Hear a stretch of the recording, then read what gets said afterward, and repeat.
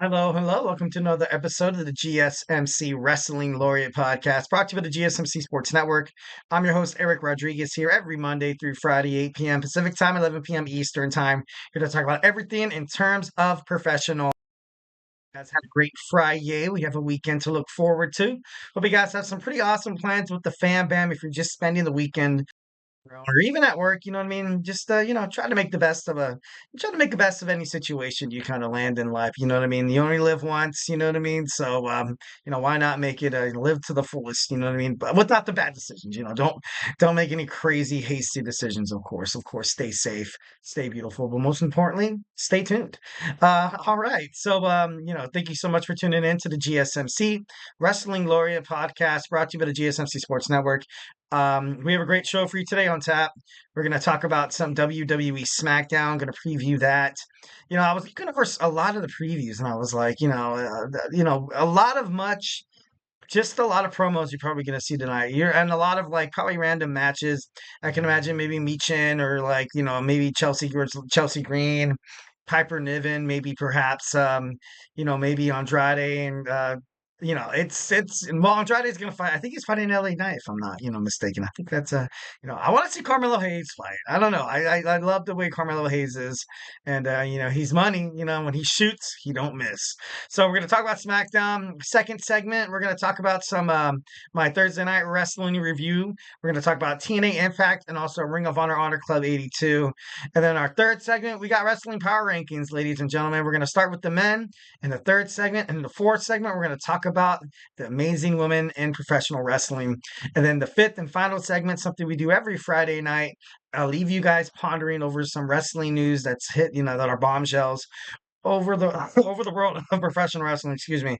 Just in case maybe if you run into somebody at a barbecue or if you're at the bar, watching football this Sunday and some guy's wearing a wrestling shirt and you're like, you know what, I can definitely, get feedback from what that dorky guy was saying on that wrestling podcast. I'm just kidding.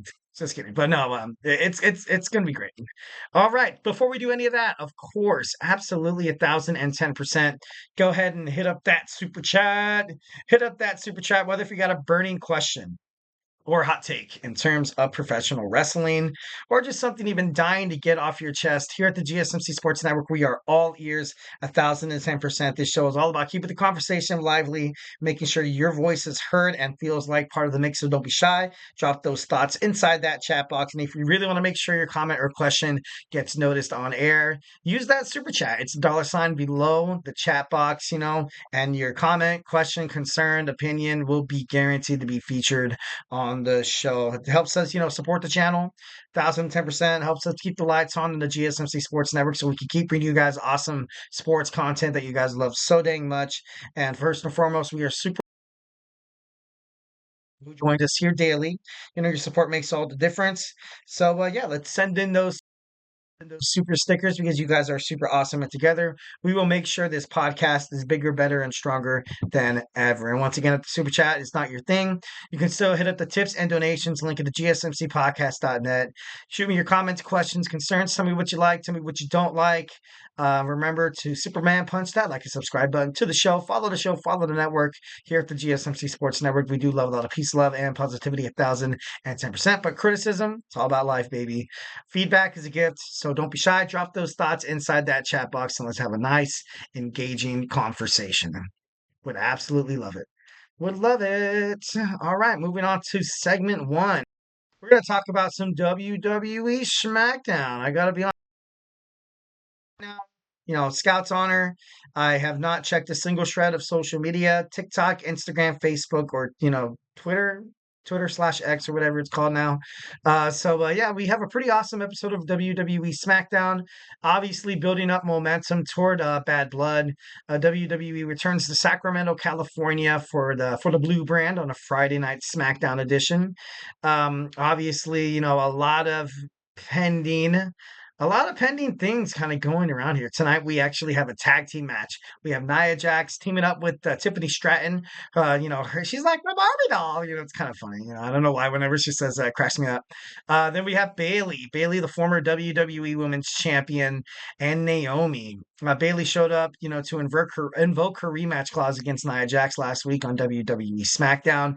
Tiffany Stratton, of course, got interrupted it, and she proposed and Nia Jax proposed a tag team match instead with bad blood implications between the two women. For Bayley and Naomi, failure means one of these women will have to leave the blue brand forever. Can this duo coexist in high stakes tag team matchup? Um, I think they can. I think they can 1,010%. Where does it say the winner? No, it doesn't really say. But having somebody leave SmackDown to go to Raw is actually probably a good decision. Probably a good decision. Um, on Raw, you think about some of the top tier women on Monday Night Raw right now. Of course, you have Lara Valkyria kind of bouncing back and forth between that and NXT. Sonya Deville, I still think Shayna Baszler is kind of high end there a little bit. But Bianca Belair and Jade Cargill are on the blue brand. They just defend the women's championships. It would be interesting to find Bayley. It'd be kind of cool to see Bayley leave, and go to Monday Night Raw. I think that would be great for the brand. She can challenge Liv Morgan, kind of give her, kind of give it a different taste. You know what I mean? All in all, I feel like Bayley, a sense of veteranship. Like as soon as Charlotte Flair comes back from injury, she can challenge her. The girl who defeated her for the WWE Women's Champion. I think it was at WrestleMania a couple of years ago. I'm not too sure. Don't quote me on that.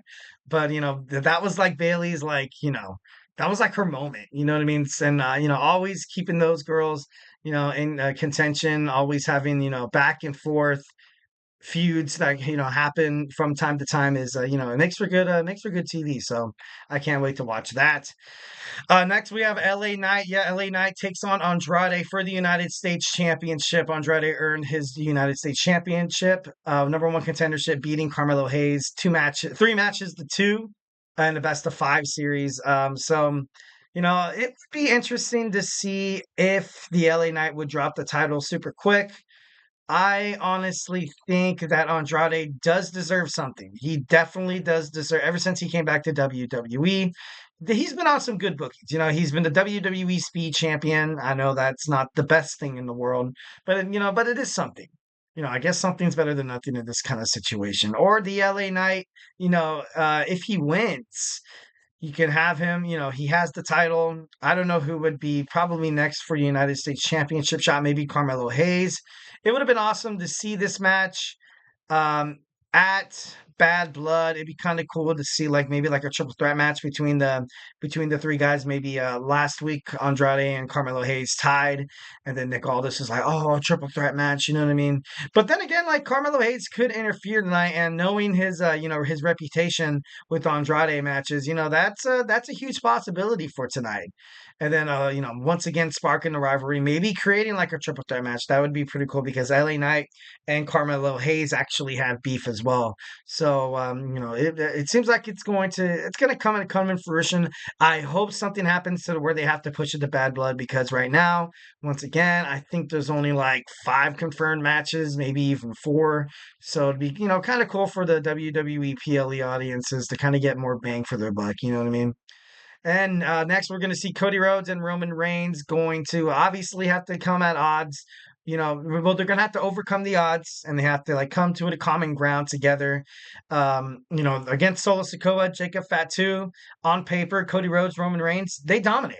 They dominate 1,010%. But since you have the lingering rivalry between Roman Reigns and Cody Rhodes, and the amazing chemistry, obviously, between the tribal chief and the Samoan werewolf, it's going to be hard. They have to work together. They definitely have to work together. And in my opinion, I think they will. I think they will. Honestly, I think they're probably going to pick up the dub. I feel like this is the last kind of run with Cody Rhodes and the Bloodline for a little while here until they kind of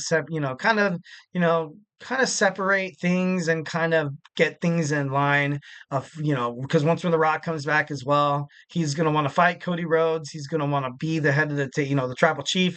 When he came back the first time, it didn't look like he was too keen on playing second fiddle to Roman Reigns. So that could definitely be a possibility. Obviously with Hika Leo and now Zila Fatu also, in the mix could possibly be possibly debuting at some Bad Blood, maybe not.